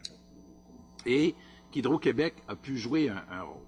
En même temps, le gouvernement du Québec a exprimé la volonté d'avoir une présence physique en Afrique. Je pense que c'est toujours à Dakar où vos intentions se dirigent pour ouvrir un bureau. Il me semble qu'il y a une occasion unique ici de combiner les deux objectifs, d'avoir, c'est pas obligé d'avoir un bureau de délégation, on sait que les moyens financiers sont restreints. Une ambassade, M. le Président. Une ambassade. Une ambassade. Alors, ça pourrait très bien être l'ambassade d'Hydro-Québec et tout ça se pose, je termine là-dessus, dans un contexte où le président Obama a fait une visite très remarquable, très importante en Afrique, je pense que c'était en 2009, où il a annoncé un fonds de 7 milliards de dollars pour le développement, justement, de ressources énergétiques. Tout ça est un préalable au développement. Moi, je travaille avec Pierre Boivin, qui est mon collègue, on travaille avec des compagnies minières canadiennes en Afrique de l'Ouest, un peu partout, et c'est un enjeu qui est au premier plan de toutes les décisions et de tous les enjeux de développement dans chacun des pays d'Afrique, comme dans toutes les sociétés d'ailleurs, en passant. Alors voilà une idée que je voulais soulever avec vous, qui nous amènerait dans quelque chose de très concret. Maintenant, vous avez, Ousmane et Jean-Louis, soulevé un sujet qui, je pense, est très important, celui de la mobilité de la main-d'œuvre. Et là aussi, à mon avis, il y a un chantier très intéressant pour la francophonie. Les pays qui se démarqueront à l'avenir dans un environnement de volatilité ou de commerce, et la Chine, et il y a un grand questionnement sur où va l'économie, surtout après la crise financière et économique. C'est une conclusion auquel nous en sommes venus, je pense, au Québec, comme ailleurs, surtout avec une population de 36 millions d'habitants au Canada, c'est que notre avenir à nous dépend sur notre capacité d'attirer des cerveaux, des talents, des bras, en passant de la main-d'œuvre qualifiée et non qualifiée, même non qualifiée. Et la francophonie, c'est un chantier, c'est une occasion unique pour nous. C'est un mouvement que nous, on devrait encourager, qui nous démarquerait des autres si on était capable de s'entendre entre nous sur des règles qui favorisent et facilitent la mobilité des hommes et des femmes et qui nous permettent de partager les talents. Je ne dis pas de se les approprier. L'idée, c'est pas d'aller dans un pays et aller écrémer les meilleurs talents pour les amener chez nous. On le fait un peu, des fois par accident, jamais par exprès. Mais dans le fond, on devrait se les partager, sachant très bien que nos jeunes à nous veulent aller, ils veulent l'expérience africaine, et que ces jeunes-là veulent aussi venir ici. Alors voilà quelques idées pour alimenter la discussion. Et merci à nouveau, c'est moi qui vous remercie aujourd'hui, parce que dans le fond, vous me faites beaucoup plaisir. Et c'est avec beaucoup de bonheur que je vous retrouve. Merci.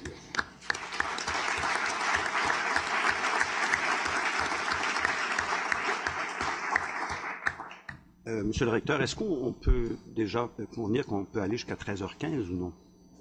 C'est bon? Voilà. Donc, ça va nous permettre justement peut-être d'avoir un échange. Simplement, peut-être un petit éclairage avant que j'explique comment on va procéder pour la période de questions. Sur l'interconnexion des réseaux électriques africains, par exemple, je rappelais justement au Premier ministre tout à l'heure que les chefs d'État en 87 avaient lancé cette idée que les francophones fassent une alliance stratégique pour mettre en place tout un système d'interconnexion des réseaux électriques en Afrique. C'était M. Bourassa, d'ailleurs, c'est pour ça qu'il avait demandé l'Institut de l'énergie, de créer un Institut d'énergie.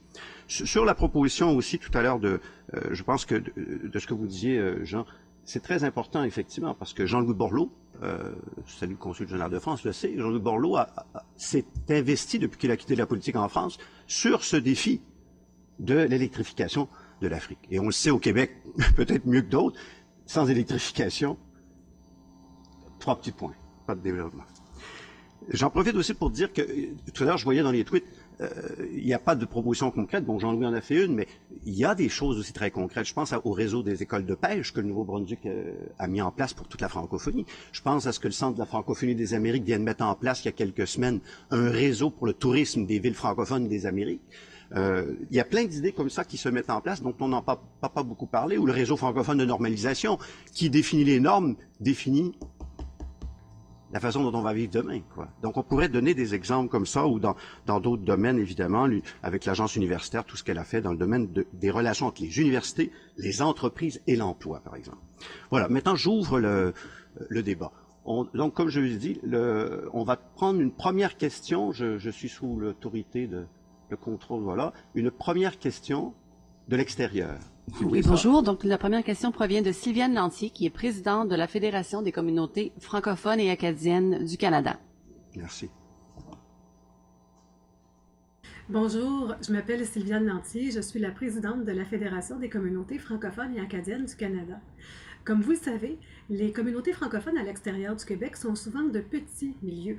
Alors, quel rôle voyez-vous pour les gouvernements afin de renforcer les capacités de ces communautés pour qu'elles puissent participer pleinement à un espace économique francophone international? Je mot très rapidement, il se trouve que pour des histoires anciennes, personnelles, je suis toujours très en lien avec les Acadiens. Je suis presque un Acadien et aussi très en lien avec les francophones hors Québec, à l'ouest, y compris l'Ontario.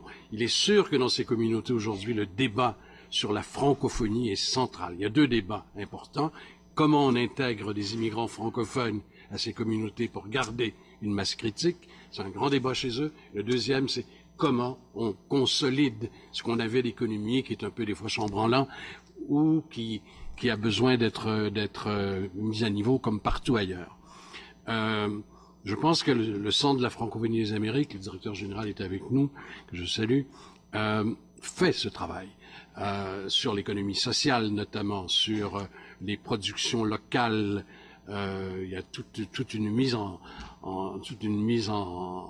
marché en quelque sorte de la plus-value des produits faits par les francophones au Manitoba, en Alberta, en Ontario, etc.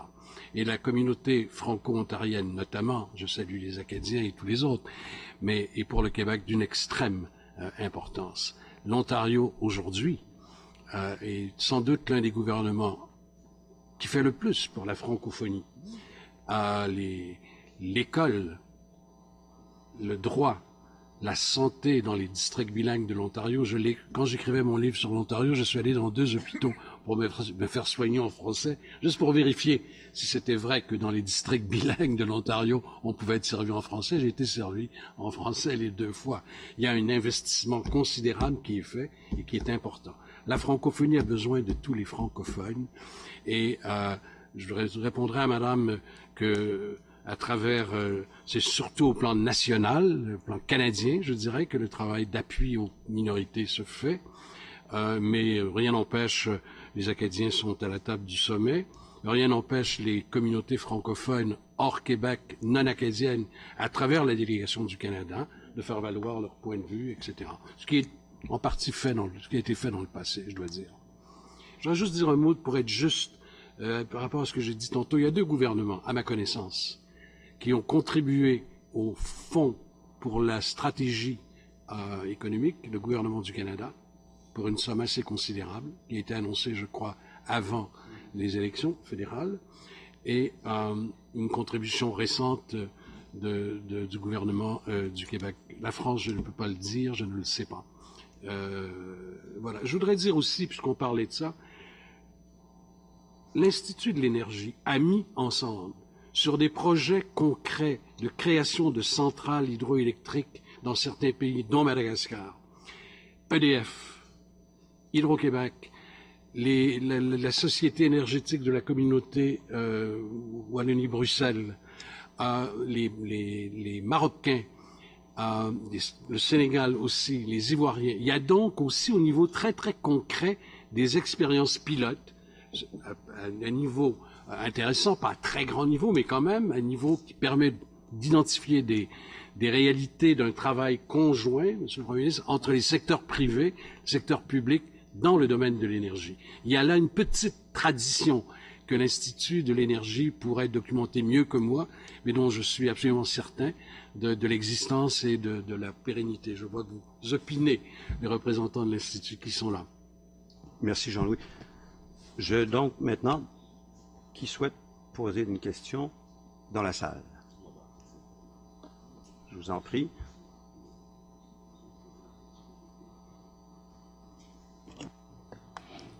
Bonjour, mon nom est Dieng Mamadou Alimou, je suis étudiant en maîtrise informatique à l'Université de Montréal, je suis d'origine guinéenne. Merci beaucoup, messieurs les conférenciers. Vos différentes interventions ont retenu mon attention sur le plan économique. Monsieur le Premier ministre a rappelé que l'énergie est une question fondamentale pour nous autres Africains. Ben, je vais parler de la Guinée parce que c'est de là que je viens. Mon pays est considéré comme le château d'eau de l'Afrique occidentale parce que la plupart des fleuves prennent leur source là. Et monsieur le Premier ministre a parlé de notamment 600 millions d'Africains qui n'ont pas d'énergie. Pour le cas de la Guinée, ce serait une honte de dire que jusqu'à il y a 4 ans, moins de 10% de notre population n'avait pas d'énergie. Pourquoi je vais vous parler de ça? C'est parce que dans les 4 dernières années, on a réussi à construire notre plus grand barrage, Caleta. Caleta, c'est un projet qui date depuis 1947, mais qui a été réalisé. Mais malheureusement, je vais vous dire que ça a été réalisé grâce aux Chinois. On vous dit, monsieur le Premier ministre a parlé d'Hydro-Québec International. Hydro-Québec International a été là pendant des années, a fait ses valises et est parti. Veolia, EDF étaient là, mais personne n'a réussi à faire ce barrage. Pourquoi? Parce que les Chinois, quand ils viennent chez nous, ils ne posent pas de conditions de gouvernance économique et tout. Mais notamment, on parle que la francophonie a réussi sur le plan culturel, gouvernance et tout. Mais si elle avait réussi sur ce plan, le plan économique suivrait. Donc, sur le plan de gouvernance et tout, la francophonie, elle est restée comme une organisation de consultation.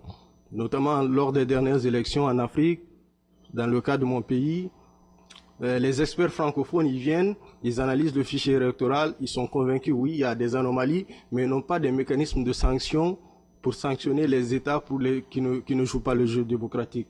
Du coup, on se retrouve à mi-chemin.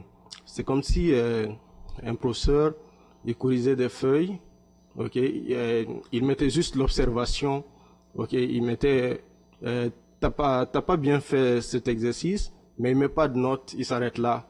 Donc la francophonie s'arrête là en Afrique. Elle s'arrête comme, elle apporte techniquement beaucoup de choses, notamment je peux le reconnaître à travers des bourses, des études techniques, l'environnement. Le Canada, par exemple, a créé un institut environnemental en Guinée qui a permis de former beaucoup de cadres qui ont fait un master en environnement. C'est bon, c'est bien beau tout ça là, mais à la fin, il faudrait agir. Lorsqu'il s'agit d'agir, en ce moment, les pays du Nord sont absents. Pouvez-vous poser la question, parce que comme on n'a que 10 minutes, maintenant 12 minutes. Ma question est, c'est moins une question, c'est plus une remarque pour dire pourquoi alors, pour la transformer en question, pourquoi lorsqu'il s'agit d'apporter des capitaux, les pays du Nord sont absents en Afrique. Donc là, notamment, il y a un second barrage qui va être financé par la Chine de plus de 600 millions, plus d'1 milliard de dollars. Ça aurait pu être Hydro-Québec. Moi, j'aurais préféré que ce soit Hydro-Québec. Mais pourquoi pas, pourquoi lorsqu'il s'agit d'apporter des capitaux, les pays occidentaux, ils sont absents. Donc on va tenter d'éclairer cette question. Monsieur l'ambassadeur. Merci beaucoup, Mamadou. Concernant le second barrage Swapiti, c'est pas 700, c'est 1,3 milliard, effectivement, qui sont prévus. J'y étais moi-même auprès du président et en présence du président également de la Gambie, parce que la vocation, elle est sous-régionale. Vous avez évoqué aussi le problème du barrage de Caleta, qui va desservir autant le Sénégal que la Mauritanie, et maintenant Swapiti, qui est destiné à l'OMVG, le Sénégal, la Guinée-Bissau, la Gambie, etc. Je suis totalement d'accord avec vous, c'est-à-dire qu'on ne peut pas tout faire à la fois. Si vous avez suivi tout à l'heure mon intervention, j'ai eu à dire que nous avons eu, après le sommet de 97, 2 défis politiques et économiques. Le thème de Hanoï était l'économie. Mais la décision qui a été prise par les chefs d'État a été politique. Puisque vous êtes guinéen, que vous parlez de la Guinée, je puis vous dire que concernant la stabilité, la gestion de la crise en Guinée, aucune organisation universelle, régionale ou sous-régionale n'a agi autant que la francophonie. Et c'est pour cette raison que de manière consensuelle, tous les acteurs politiques, tous partis confondus, ont choisi l'homme que nous avions envoyé comme expert pour en faire le président de la Commission nationale électorale indépendante. Et c'est sur cette base que des élections présidentielles sont tenues en 2010, c'est sur cette base que des élections législatives sont tenues en 2013, et encore jusqu'à ces dernières élections qui sont tenues également en 2015. Vous savez, on ne peut pas, c'est sûr qu'il y a du retard aussi sur le plan économique, et c'est l'objet de la réflexion que nous menons aujourd'hui. Des pistes ont été dégagées. Je suis d'accord avec vous que la base, le potentiel hydroélectrique dans l'Afrique de l'Ouest, c'est la Guinée, comme également la République démocratique du Congo. La RDC l'est tout autant. Avec Inga 3, Inga 4, la RDC serait capable de desservir tout le continent africain en énergie. Il faut y réfléchir, prendre des initiatives et essayer de trouver les résultats attendus par les populations surtout, mais aussi par les économies des différents pays. Vous posez la question de la gouvernance, qu'il ne faut pas passer sous silence. Il y a un enjeu très important de gouvernance pour ceux qui investissent en Afrique. Est-ce que les gouvernements nous traiteront de manière équitable? Est-ce que les enjeux qui sont associés à la corruption, les potentiels de corruption, etc., des sujets en passant sur lesquels les gouvernements, comme le gouvernement du Canada, a beaucoup agi. Les lois ont été beaucoup resserrées. Dans le travail que je fais, moi, une partie du travail que nous faisons, c'est de la pédagogie auprès des investisseurs pour les mettre en garde. Alors, c'est une question extrêmement importante. Mais je vais vous donner un contexte qui est encourageant. Lorsque les gens nous posent ou me posent des questions sur la gouvernance en Afrique, ma référence, c'est l'Amérique latine dans le sens suivant. Je rappelle aux gens où était l'Amérique latine il y a de cela 30 ans, 40 ans. Et pensons à là où ils étaient en Amérique latine et là où ils sont aujourd'hui en termes de gouvernance. Ils ont fait des pas de géant. Et je vois en Afrique une évolution qui est peut-être pas au même rythme, qui se fait pas de la même façon, mais une vraie évolution dans la gouvernance. Tous les présidents qui tentent d'obtenir des troisièmes mandats, qui se butent à une population souvent jeune et qui acceptent pas de continuer sur... Alors, mais la gouvernance, c'est un facteur clé dans la capacité d'investir. Les Chinois, bien là, c'est intéressant parce qu'ils sont passés de 2 millions à 20 millions. Aujourd'hui, je pense qu'ils ont investi 200 milliards de dollars environ par année. C'est des montants colossaux. Les Chinois mettent plus en Afrique sur une base annuelle que toute l'aide au développement combinée partout sur la planète. Sauf que lorsque les Chinois font des investissements, bien, ils amènent leur main-d'œuvre.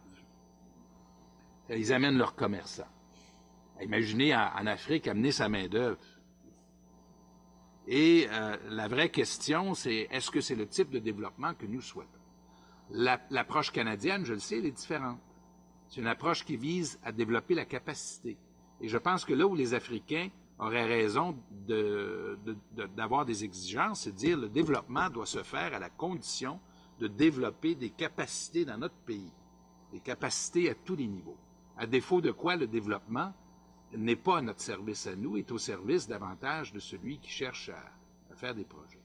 Et si on le fait comme il faut, dernier peut-être élément que j'ajouterais, il n'est pas dit que tout doit être financé par les États. La clé, si on veut avoir un développement, c'est de faire avancer les modèles de financement vers une participation plus active du secteur privé. Et cela, ce sera donc accompagné d'une discipline dans l'investissement que le secteur privé va également exiger lorsqu'elle décide d'y mettre de l'argent. Une autre question avant qu'on aille à l'extérieur. Vous présentez. Oui, mon nom c'est Bonnie Lévy. J'aimerais remercier tous les panélistes et particulièrement Monsieur le Premier ministre Jean Charest. Moi, je vais directement à une question portant sur la stratégie économique. Évidemment, j'ai suivi avec intérêt le deuxième forum qui s'est tenu à Paris. C'est pratiquement les mêmes questions qui se sont posées encore, comme les questions tout à l'heure. Mais moi, ce que j'aimerais savoir concrètement, et au sommet de Dakar, il n'y avait pas quelque chose de concret. Et à Paris, il n'y avait rien aussi de concret, parce que ce ne sont que des débats. Maintenant, concrètement, qu'est-ce qu'on doit faire? Parce que c'est l'économie. Si nous voulons être compétitifs et être présents dans les conseils des nations, c'est l'économie. Qu'est-ce que vous, en tant que conseiller, en tant qu'expert de la francophonie, qu'est-ce que vous conseillez donc à toutes ces institutions dans l'immédiat? Parce que nous devons sortir quand même avec quelque chose après cette série de conférences. Voilà ma préoccupation. Merci. Je vais gérer beaucoup de frustration. Avant de répondre à ça, il y a 2 questions de l'extérieur. Comme ça permettra à nos invités de répondre. Et puis après, je donnerai au recteur. On va passer donc de 2 questions vidéo en rafale, une après l'autre. Donc, il y aurait M. Jean-Guy Bigeaud, président directeur général du Réseau de développement économique et d'employabilité Canada, ainsi que Mme Mariette Muller, PDG de World Trade Center Winnipeg, situé à Winnipeg, bien sûr.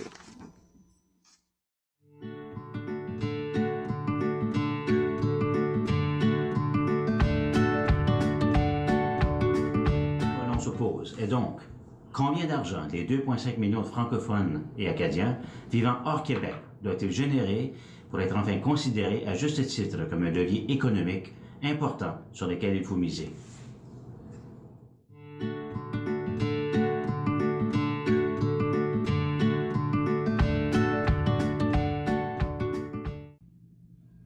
Bonjour, je m'appelle Mariette Muller, puis je suis PDG du World Trade Center Winnipeg. Un World Trade Center complètement bilingue en plein centre du Canada.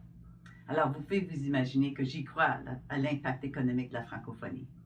Ma question serait, comment peut-on convaincre la majorité anglophone de l'impact économique positif de la francophonie? J'ajoute une question de M. l'ambassadeur de Madagascar. Ce sera... Non, c'est bon? Très bien. Donc on y va? Est-ce que... Je pense que sur la première question, l'extension plus concrète des... Je pense qu'il avait posé la question, plus concrète de ce qui devrait suivre par rapport à la stratégie économique francophone, on ne sortira jamais de ce dilemme si on ne règle pas la question que M. Charest vient d'évoquer. Comment intéresser le secteur privé réellement? Comment mettre en lien les grandes entreprises du Sud et du Nord? Par exemple, il y a une banque de Montréal qui vient d'investir dans un fonds de développement à Abidjan, co-investissement avec des partenaires du Sud. Voilà les formules. Autrement, on va rester dans l'intergouvernemental qui a ses limites, d'autant que notre intergouvernemental refuse d'aller vers des décisions contraignantes, des conventions. Il n'y a aucune convention en francophonie et toutes sortes de projets. Ça n'a jamais marché. Il faut convaincre le secteur privé. Et moi, le pari que je fais, c'est que c'est possible de le faire.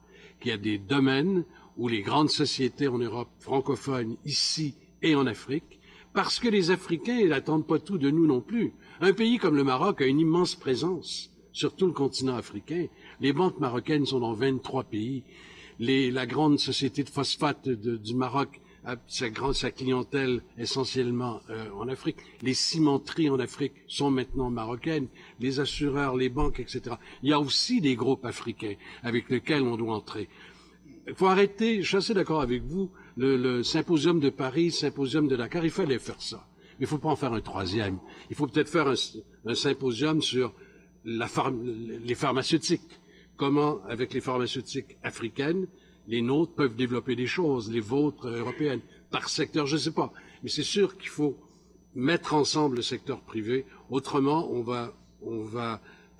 aura des initiatives intéressantes, expérimentales, mais très limitées. À moins, deuxième formule, et j'arrête là, qu'un pays comme le nôtre, avec la France et 2 pays du Sud, décide que l'enseignement technique et professionnel en Afrique, c'est aussi de l'économie, et se battent auprès de la Banque mondiale, élaborent un plan et se battent avec les pays africains, et se battent auprès de la Banque mondiale, la Banque africaine, des bailleurs de fonds, la Banque arabe, etc., pour un financement de haut niveau qui permette de créer un réseau d'institutions dans les pays francophones du Sud.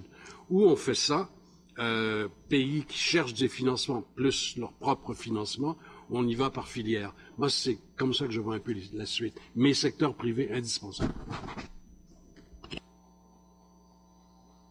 Très... Ousmane, voulez-vous y aller?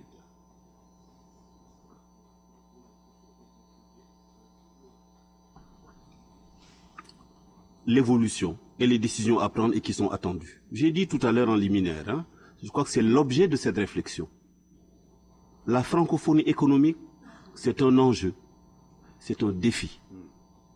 C'est un enjeu et c'est un défi. Des solutions n'ont pas été trouvées jusqu'à aujourd'hui. On en parle depuis longtemps.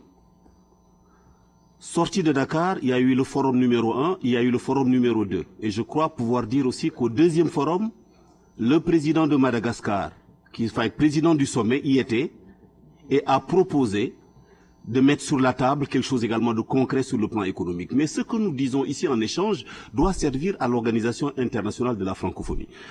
Concernant l'intervention de Jean-Louis, c'est vrai qu'on doit impliquer le privé. Mamadou l'a dit tantôt à Limou. Vous savez, l'Afrique, c'est un grand marché, mais un grand marché concurrentiel. Regardez les pays qui sont dans la francophonie. La Chine est arrivée, c'est vrai, avec ce qu'ils ont réalisé au niveau des 2 grands barrages. Comme ils ont fait des propositions concrètes également au niveau de la RDC, selon ce que j'en sais. La bonne gouvernance est une exigence, l'observation des droits des affaires est une exigence, mais l'Afrique est un pays indépendant, surtout pour la plupart des pays, depuis une 50aine d'années, se développe à son rythme. Avant, des puissances tutrices étaient aux côtés de ces mêmes pays. Dans la francophonie, nous nous sommes rapprochés, les pays du Nord, les pays également, mais en dehors de l'espace francophone, moi je vois des pays émergents.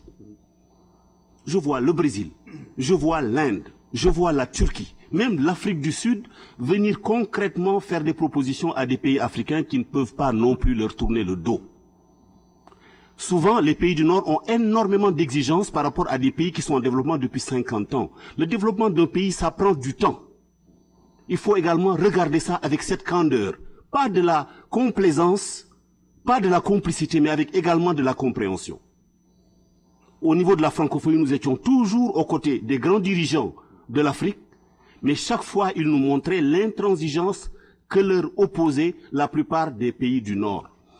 Tantôt, la représentante du World Trade Center, Winnipeg, disait « leçon à donner par rapport à nous ». Mais moi, je peux lui dire, posez la question à M. Sharma, secrétaire général du Commonwealth. Sur le plan politique, M. Sharma était tout le temps à nos côtés au siège de la francophonie pour demander de l'aide et de l'assistance. On ne peut pas être champion en tout. L'économie est un chantier ouvert, c'est un enjeu et un défi. On va y travailler, apporter des contributions, et peut-être demain nous serons au même niveau que le Commonwealth. Je disais, eux, chaque année ont une conférence des ministres de l'économie et des finances. Nous en avons fait une seule depuis la création de la francophonie. Mais sur le plan politique, non seulement nous avons sommet après sommet tous les 2 ans, mais chaque année nous avons une conférence ministérielle sectorielle des ministres des Affaires étrangères, avec une vraie influence au niveau autant de l'ONU, de l'Union européenne, de l'Union africaine que des agences des Nations Unies qui sont à Genève. Donc tout est bouilli autant, mais je crois que chaque étape marque également son étape, son niveau d'évolution, et il faudrait avancer aussi tranquillement. On n'est pas champion en tout, hein, ça je le dis modestement. Ousmane, est-ce que vous proposez la tenue d'une conférence annuelle des ministres de l'économie de la francophonie? Nous en avons parlé. Je pense que Madame la ministre et ministre au niveau de la conférence ministérielle de la francophonie ne manquera pas. Nous en avons parlé à Ottawa. Je suis très très heureux qu'elle ait pu vraiment assister à cet échange.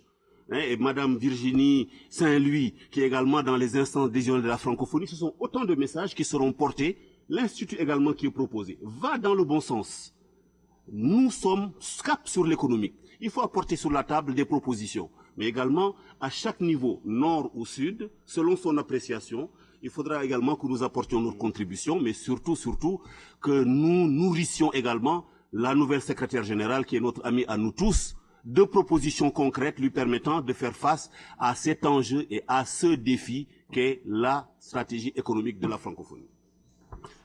Excusez-moi, monsieur, mais le budget de la francophonie étant d'abord, excusez-moi d'intervenir un tout petit peu seulement à vos mots. Oui, mais comment fait-il que tout ce que vous dites là, ça sera mis en œuvre, considérant que les contributions d'abord de pays membres de la francophonie. Je pense qu'il y a si c'est 3 ou 4 pays qui contribuent, parce qu'il y a la francophonie n'a qu'un budget de 85 millions d'euros. Je ne sais pas si je me trompe, parce que j'ai vu ça hier, 85 millions d'euros. Et l'agence universitaire de la francophonie en est à 40 millions d'euros. Mais je ne sais pas comment, avec un budget si faible comme ça, comment on peut développer une économie. On peut faire des choses formidables avec un budget comme ça, parce que c'est un effet levier. Mais en même temps, il faut se rappeler la composition de la francophonie. 2 pays du G8 et du G20, mais 24, je crois, si je ne me trompe pas, 24 pays les moins avancés, qui seront un jour des pays émergents, et quelques pays émergents. Donc, c'est pour ça que la francophonie s'est tournée, depuis de nombreuses années, vers d'autres partenaires, pour développer des modèles que les autres partenaires, après, prennent en charge pour la généralisation. Monsieur l'administrateur, pourquoi pas les étudiants peuvent d'éducation à Dakar, on s'est peut-être trompé, mais au lieu de créer, on aurait pu proposer une agence d'investissement éventuellement, mais c'est une question de moyens. Mais en créant un institut, sur le modèle de l'institut qui a fait ses preuves de la francophonie pour le développement durable, en choisissant l'éducation et la formation, on a misé sur l'avenir aussi de notre relation avec la francophonie demain. S'il n'y a pas de formation de qualité, là aussi, je veux dire, c'est une main-d'œuvre de l'extérieur qui va venir, ou c'est une fuite des cerveaux auquel on assiste aussi. Donc j'en arrêterai là, parce que normalement j'anime la table ronde, mais cette question, évidemment, comme ancien administrateur, me touche beaucoup. J'avais promis à l'ambassadeur de Madagascar, qui va accueillir, qui est le doyen, donc qui préside le groupe à Ottawa, mais qui va accueillir le prochain sommet de la francophonie en novembre. Donc, monsieur l'ambassadeur. Merci, monsieur le président. Merci, monsieur. Félicitations et merci à nos illustres brillants intervenants pour tout ce qu'ils nous ont présenté ce matin. Merci à l'université aussi d'avoir organisé ça, parce que j'ai le grand privilège d'être ici et ce que j'ai entendu aujourd'hui dépasse largement mes attentes. Donc, ça me donne encore plus soif d'en savoir et d'en entendre beaucoup plus. Il y a les intervenants tout à l'heure ont parlé de de ce qui devrait être. Monsieur Roy a parlé de la faiblesse de Dakar, c'est de ne pas créer un opérateur. Monsieur le Premier ministre a parlé de la volonté d'aller plus loin, mais on ne sait pas trop quoi faire, où aller, vers où aller. Monsieur l'ambassadeur a parlé de comment assurer le succès du prochain sommet. Comme le prochain sommet sera à Madagascar, c'est là où j'interviens ici.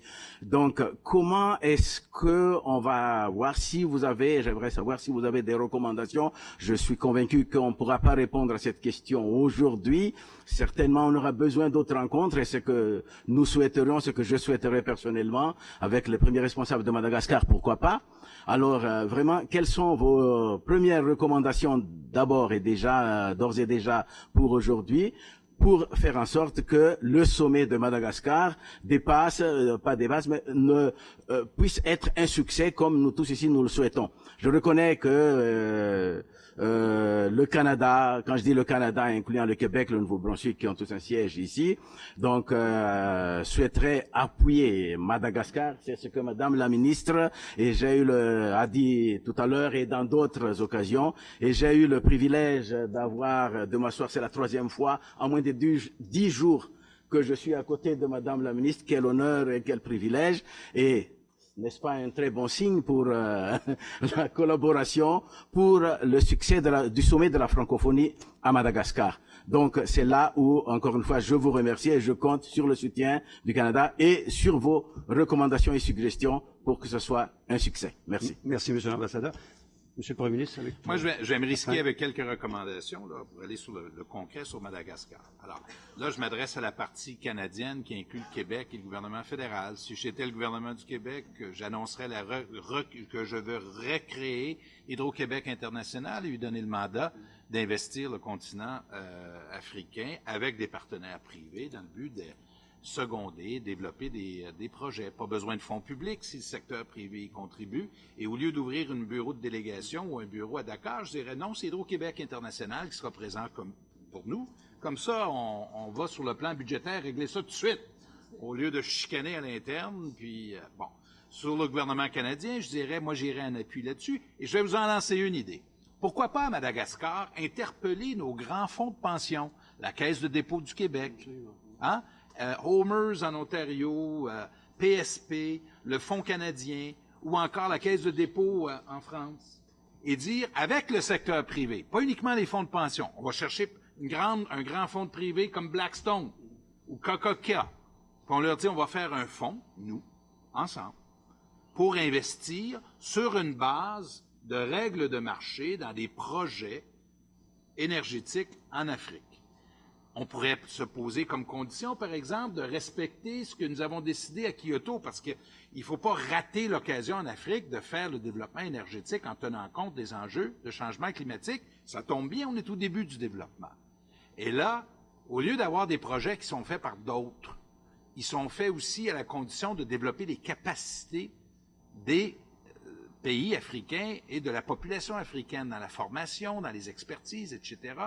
Et nous, une université comme l'Université de Montréal serait très heureuse d'accueillir des étudiants africains dans le domaine de l'énergie, des ingénieurs, des techniciens pour développer. Alors voilà un projet qui serait à l'avantage de l'Afrique et à l'avantage des pays en voie de développement qui veulent participer à ce développement. Alors, si vous faisiez ce projet-là, moi je serais très heureux de pouvoir y contribuer à ma modeste façon. Je ne suis pas sûr comment, mais en tout cas...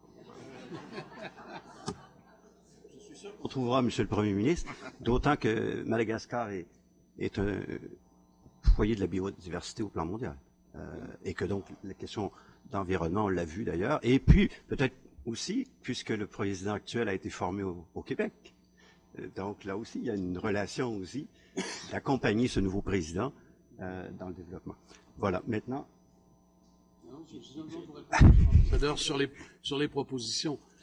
Je contresigne ce que vient de dire M. le Premier ministre et je regrette qu'il n'y ait pas encore la main dans les budgets pour nous annoncer le financement de son initiative. Je crois que le sommet de Madagascar, liant ce qui s'est dit à Dakar, devrait prendre une initiative dans le domaine de économie et culture. il y a de grandes expériences qu'a mené la francophonie en matière de culture. C'est un dossier, je crois, où on peut être assez heureux de ce qui a été fait dans l'ensemble. Quelle est la prochaine étape?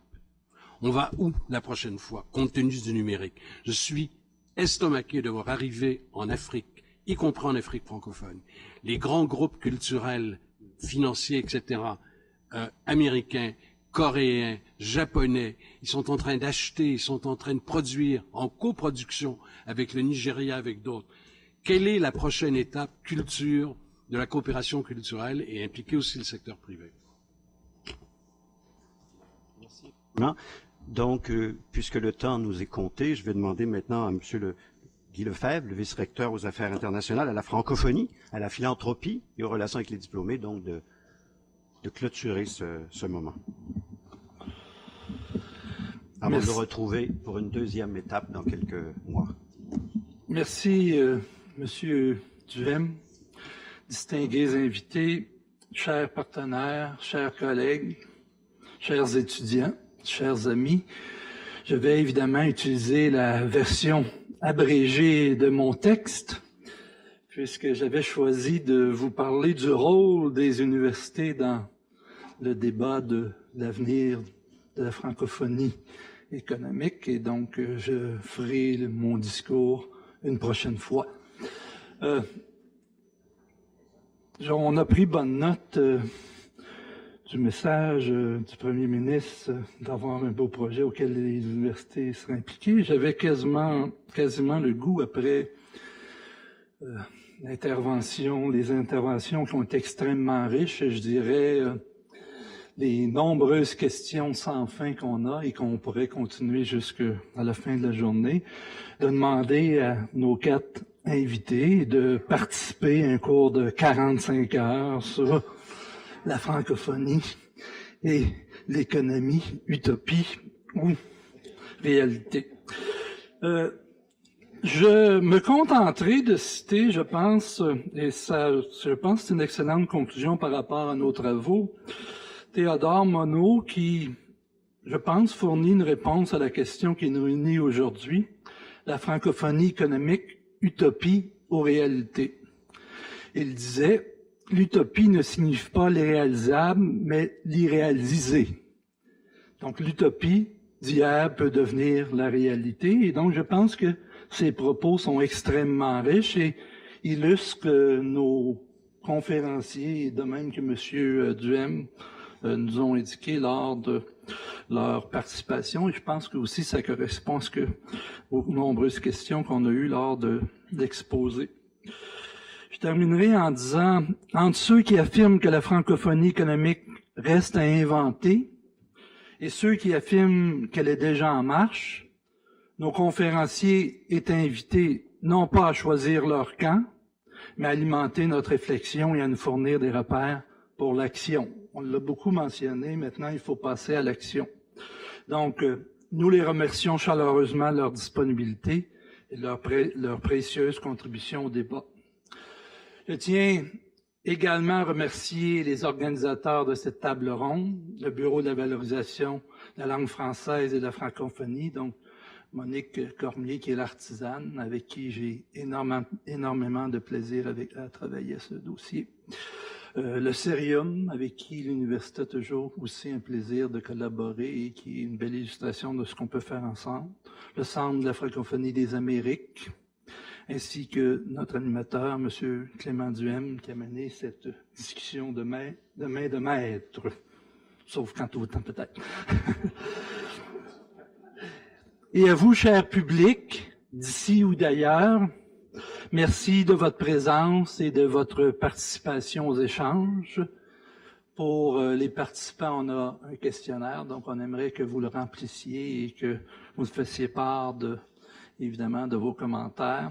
Donc, merci à tous, bonne journée. Je vous réserve mon discours pour la prochaine fois. Merci. Qui j'ajouterai le mien.